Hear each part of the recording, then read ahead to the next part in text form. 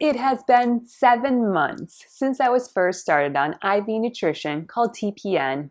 Although I have been on TPN before, new challenges and complications seem to arise. Since beginning TPN in March, I've had my line become clotted shut when a fibrin sheath occluded the end of my line. I also developed sepsis when my PICC line became infected. And lastly, I developed blood clots around my PICC line, which caused my arm to swell and blood clots to break off and go to my lungs and leg. After triumphing over all these challenges, this week I faced a new obstacle. When I set up my TPN, I usually do it around 10 p.m. This means once my TPN is prepared, I can go to bed and allow the TPN to infuse overnight. When the TPN is finished the following day, I can disconnect and be free from my IV pole. The one downside with preparing my TPN at night is I am tired. This means my hands are weak and my muscles have a hard time aligning my eyes. Double vision plagues me and makes setting up my TPN a challenge. To set up my TPN, I have to take out the TPN bag and 2 bottles of multivitamins out of the refrigerator. I then allow these items to warm up to room temperature. I next pop open the multivitamin vials. I wipe off the tops to the vials. Then I open up a syringe package, uncap the syringe, and pull back on the syringe to allow 5 milliliters of air to enter the syringe.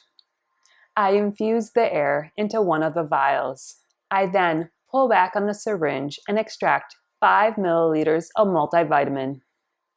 Next, I withdraw the syringe from the vial. I then pull back on the syringe and allow 5 more milliliters of air to enter the syringe. Next, I infuse 5 milliliters of air into the second vial. I then pull back on the syringe and extract 5 milliliters of multivitamin from the second vial. I then carefully pull out the syringe and cap it.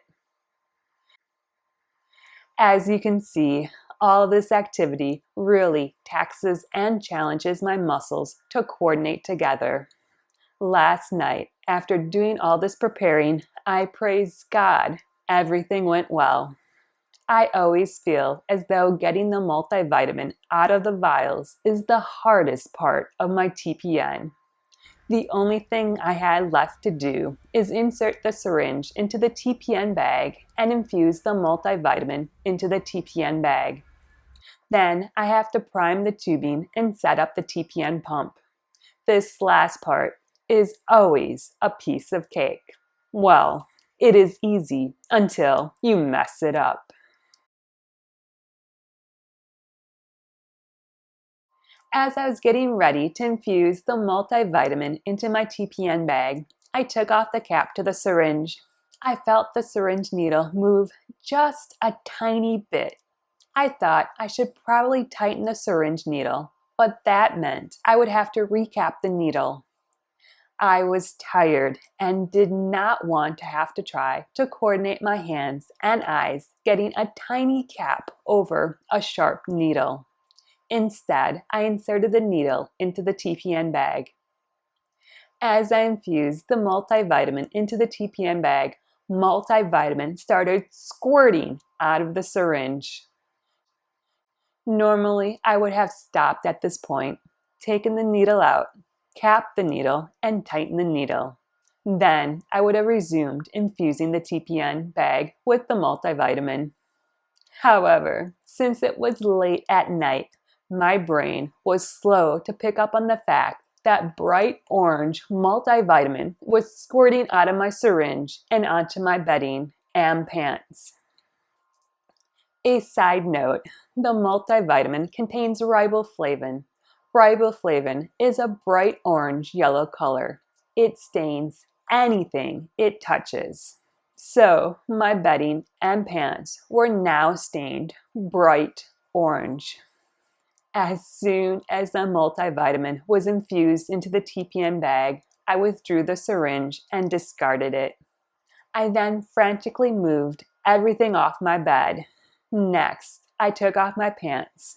I then gathered up my blanket and pants into my arms and raced to the laundry room. I threw the items into the wash and turned on the washing machine. I returned back to my room and changed into my pajamas. I went to bed for the night. In the morning, the blanket and pants were allowed to dry. And praise be to God, the multivitamin came out of them. I cannot tell you how much I was rejoicing to not have my blanket and pants stained bright orange. From this experience, I've learned to constantly tighten the needle on the syringe. I did not realize a loose needle on the syringe would cause the syringe to leak. Now I know this vital information, and hopefully this hurdle is cleared and will never be repeated again. Thank you so much for joining me. Please remember to like and subscribe down below. I hope you have a great day and a wonderful week. Bye-bye.